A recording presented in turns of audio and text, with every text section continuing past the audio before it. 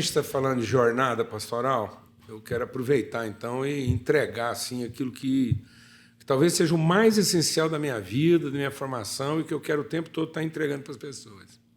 Responsabilidade. Eu tive o que aconteceu? Aos 14 anos de idade, eu não tinha mais nenhuma escola para estudar em Uberlândia. Todas.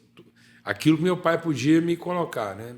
Para mim poder ir para uma escola naquela época, já que eu tinha sido expulso de todas, aí ele teria que pagar uma que aceitasse qualquer um. E ele não tinha esse recurso. Então, aí me matricularam no turno noturno. Falaram, às vezes, se ele andar com os caras lá mais cabeça, ele...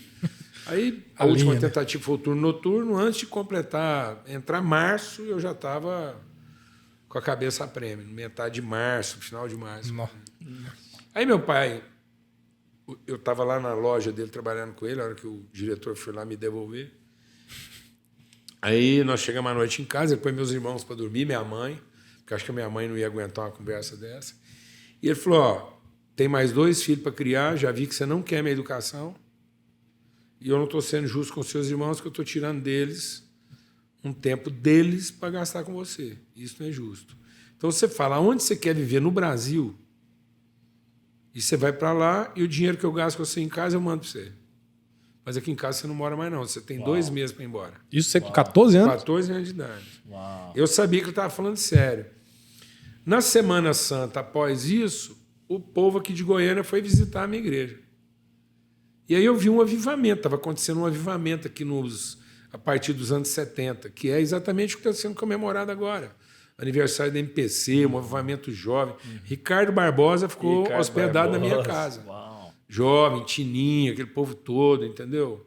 E aí eu vi uma coisa que eu nunca tinha visto antes, com 14 anos. Aí eu quis vir aqui conhecer. Eles vieram embora e eu, 2 semanas depois, pedi para meus pais, eu posso ir lá em Goiânia ver, fiz amigos, 2 jovens iam me receber na rodoviária. Meu pai conheceu eles 3 dias. Me meteu num ônibus com 14 anos, sem celular, sem fax. Vai embora. De Uberlândia a Goiânia eram quase 7 horas de viagem. Os caras iam entrar lá às 11, eles iam me pegar às 6 da manhã, na rodoviária de Goiânia. 14 anos de idade. E foi ali que eu encontrei Deus. Foi naquela noite de sexta-feira, em 1972, mais ou menos no mês de abril, eu vi Deus aqui em Goiânia de uma forma como eu nunca tinha visto. Não fiquei. Pedi para voltar. Voltei e tal, quis ter um momento lá com os jovens da igreja, porque meu pai era conselheiro da mocidade e passando essa vergonha. Imediatamente após isso, o cara foi lá me chamar, e aí eu converti virado mesmo. Aí tinha um cara que trabalhava com meu pai, Valdemar Torres, foi muito conhecido aqui, né? O marido da Noêmia, que hoje é a esposa do Sinomar, porque eu conheci... Foi por isso que eu fui convidado para fazer o casamento do Sinomar e da Noêmia, porque eu era amigo dos 2. Entendeu? Eu conheci ambos os casais. Do André. Isso, tá lá. Porque os meninos, o filho mais velho do Valdemar jogava bolinha, batia o taco, o cabo da vassoura no apartamento de cima e ia acordar Júnior, porque era em cima do meu quarto. Então, esses meninos eu conheci. E hoje tem uma história, né? A Adriana aí, com o Projeto Rema. Tudo é vida. Isso tudo, a nossa vida é misturada com isso. Uau. E o que aconteceu? Aí o Valdemar, junto com meu pai lá, convenceu meu pai de abrir um culto jovem na igreja. Mas não era abrir um culto alternativo, era... Uma vez por mês, o culto principal da igreja seria coordenado pelos jovens. Entendeu? Não era um alternativo, era assumir a responsabilidade de uma parte efetiva da igreja. E o primeiro pregador... De novo, a responsabilidade.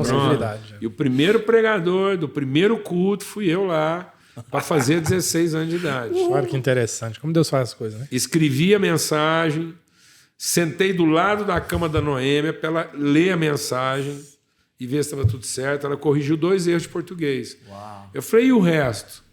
Ela falou, o resto não tem o que corrigir, é o seu coração.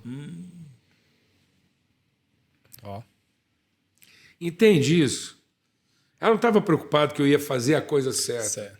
Ela estava vendo a minha superação em assumir a responsabilidade. Era isso que contava.